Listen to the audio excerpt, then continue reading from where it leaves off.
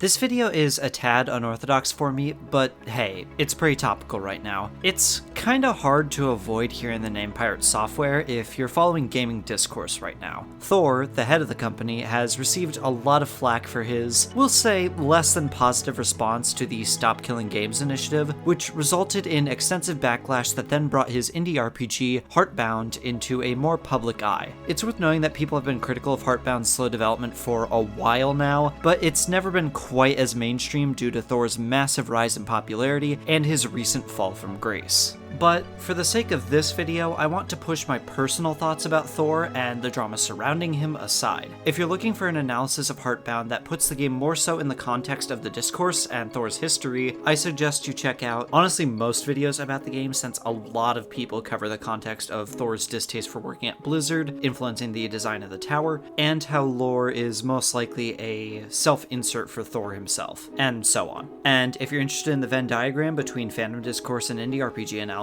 maybe you should hit the subscribe button, because that may or may not be the topic of an upcoming video of mine. But for this video, I want to go over my thoughts on Heartbound while the game is still kinda relevant. I'll give the game credit where it's due, as my intent with this video is not to beat down on a game that is already facing heavy scrutiny, but rather to give it my best shot and deliver some well-meaning criticism of a game I truly wanted to enjoy. Because out the gate, I'll bring it up, I backed this game on Kickstarter. My name is in the credits, though it's not my username on here. This game has been sitting in my library for 6.5 years. I backed this game on Kickstarter when I was 14 years old, and I'm old enough to drink now. So, has Heartbound progressed to a point where I feel like the investment was worthwhile? The money I spent, all that time waiting, seeing Pirate Software rise into fame and infamy, what did we get out of it? I'll say I struggled to write much of note for the opening minutes of Heartbound because not a lot happens. We're introduced to our main character Lore and his dog Baron, and are told to take out the trash by our father. We then feed Baron, take out the trash, grab an axe, go back to bed, and end up in a slightly more run-down version of the same house.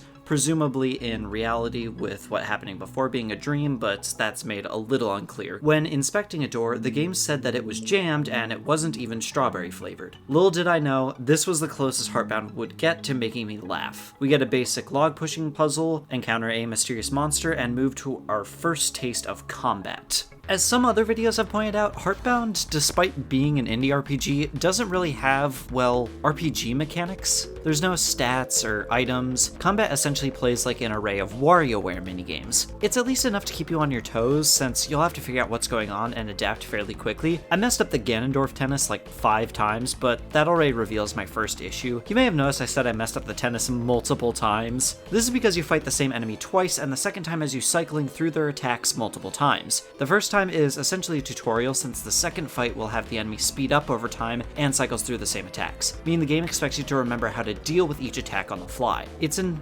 honestly decent way of establishing fight mechanics. It got me excited for how Heartbound could use minor enemies to teach you certain mechanics ahead of boss fights, in a lower stakes environment that won't punish you as hard, so even at a glance, when a boss throws a certain move at you, you're instantly ready to have an idea of how to deal with it. Kinda like how, with Giga Queen in Deltarune Chapter 2, the game gave you a little Punch-Out minigame much earlier in the chapter so you'd be more familiar with the mechanics if you haven't played Punch-Out before. These battles did actually get me excited. If this is what the tutorial had in store, then Heartbound was shaping up to have a really interesting combat system, and one that would be fairly easy to design clever fights around. After the brief enemy encounter, we have our fight interrupted by Binder, this old guy over here, who takes us to his library and says that he'll help us find Baron. Binder barely comes up after this little section, though I've been told that based on some of Thor's streams, he should come up again in late game. Too bad he doesn't have the time to get fleshed out at all, because after a little puzzle section and some more cryptic nonsense that won't be answered for the next decade, we get tossed into a world select and I pick the tower. The tower instantly shattered any goodwill I had towards this game. First things first,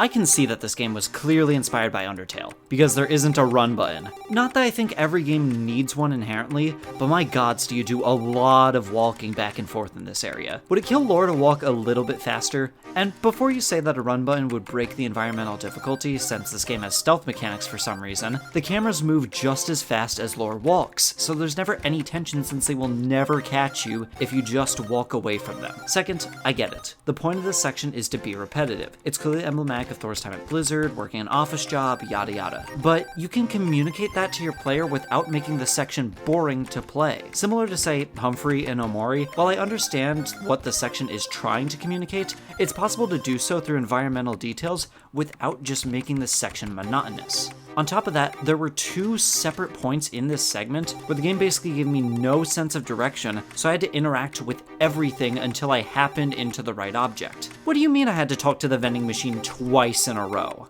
There was one moment where I had a small bit of actual gameplay during this section. The minigame where they have you play in the cafeteria was a little repetitive, but it's fun enough to try to fill orders as fast as possible. It could have easily been 20 orders and not 30, but whatever. This was the highlight of the tower. I'm genuinely struggling to talk about this section because the only thing I can say is the sticky note bit was the second closest this game got to making me laugh, and some of the ghosty guys in the cubicles had something cute to say. The game never gave me a good idea of when I was done, other than that a little memory sequence was seemingly finished up, which allowed me to progress to the boss and wait a minute. So remember how I said Heartbound had seemingly established a system where it could easily teach you combat mechanics before a boss so you recognize them in action more quickly? Yeah, well you may have noticed that I never mentioned a single combat encounter in the tower. That's because there is none. Whatever. I was just happy to see a boss fight with a health bar. Finally some gameplay. And it started cool. Lore's mom, the big boss of the tower, immediately breaks the fighting window, saying we won't fight by Lore's rules. Well, what are her rules? It's literally just getting flashbacks to prior moments and not being a dick.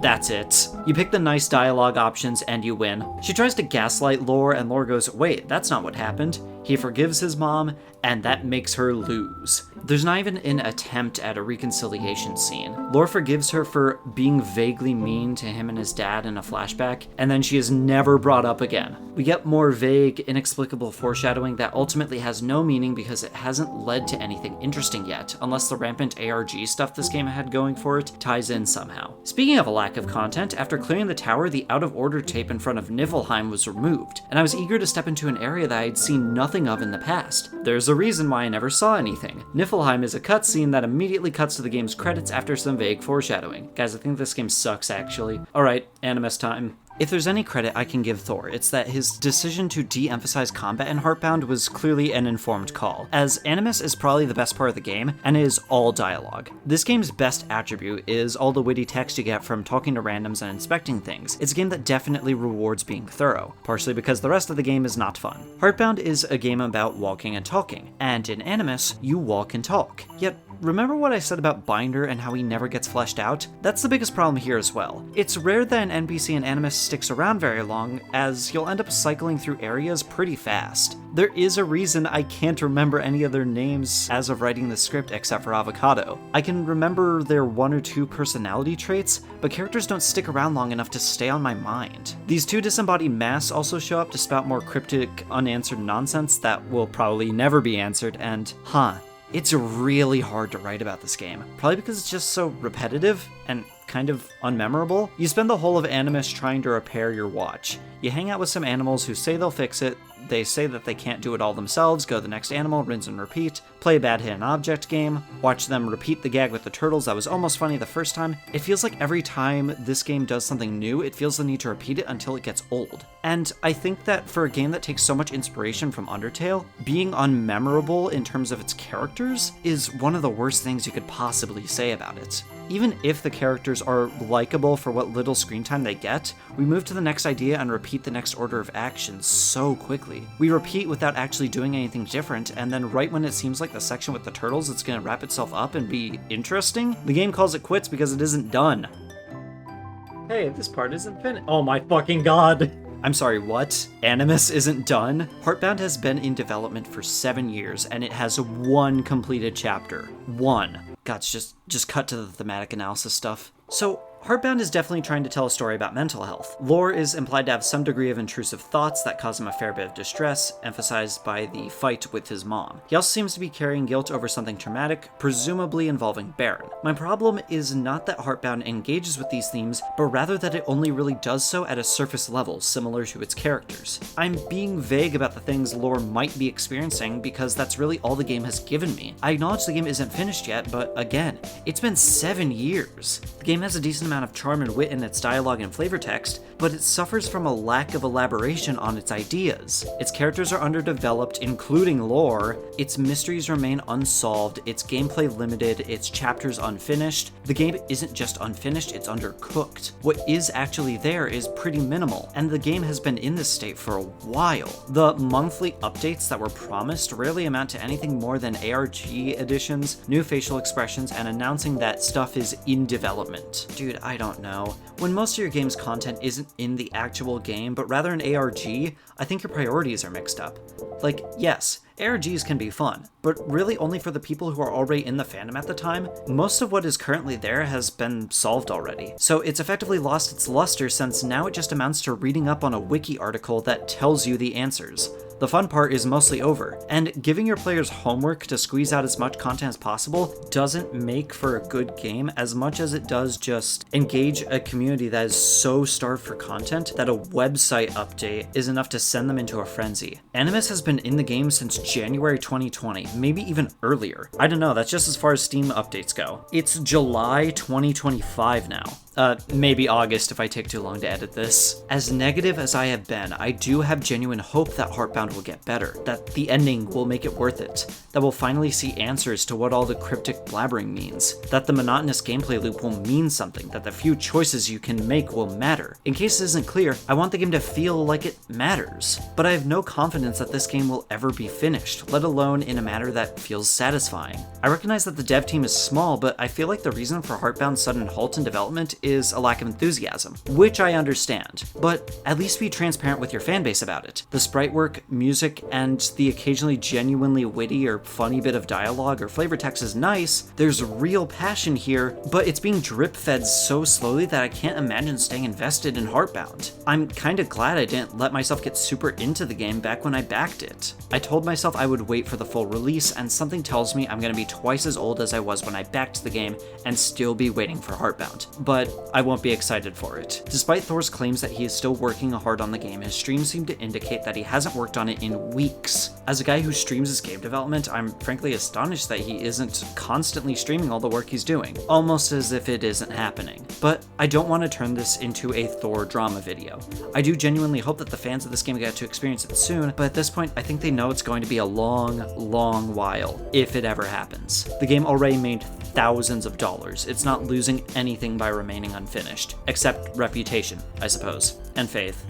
And goodwill. Gods, this game is depressing to talk about. I see the remains of a passion project inspired by some of the indie RPG greats, a game that wanted to rise to that same level and had some genuinely interesting ideas. A project that I think had the lead developer quickly lose interest in it and refuses to be transparent about that fact. If Thor loved his ideas as much as he did when he began development, I think Heartbound would be finished by now. The fact that the game isn't done isn't necessarily the problem.